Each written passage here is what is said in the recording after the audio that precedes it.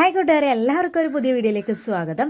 അപ്പോൾ ഞാൻ കഴിഞ്ഞ ദിവസം ഡീറ്റെയിൽ ആയിട്ടൊരു ഡെലിവറി ബാഗ് പാക്കിങ്ങിൻ്റെ ഒരു വീഡിയോ ഇട്ടിട്ടുണ്ട് കേട്ടോ. അപ്പോൾ എല്ലാവരും കാണാത്തവരൊന്ന് കയറി കാണുക. ഡീറ്റെയിൽ ആയിട്ട് ഞാൻ അതിൽ പറഞ്ഞിട്ടുണ്ട്. അപ്പോൾ ആദ്യം തന്നെ ഞാനൊരു വലിയ ഹാൻഡ് ബാഗാണ് മേടിച്ചിട്ടുള്ളത്.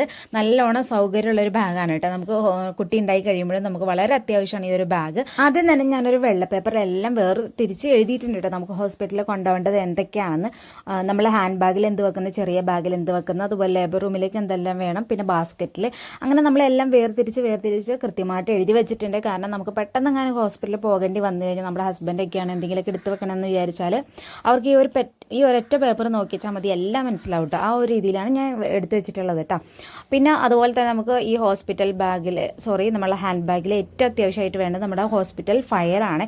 ഇതിനകത്ത് എല്ലാം വേണം കേട്ടോ. ഇൻഷുറൻസ് ഉള്ളവർക്ക് ഇൻഷുറൻസ് കാർഡ്, ATM കാർഡ്, അതുപോലെ ഹോസ്പിറ്റൽ കാർഡ്, പിന്നെ അതുപോലെ തന്നെ നമ്മൾ സ്കാൻ ചെയ്യുന്ന റിപ്പോർട്ടുകൾ, ബ്ലഡിൻ്റെ റിപ്പോർട്ടുകൾ എല്ലാം തന്നെ ഇതിൽ വേണം.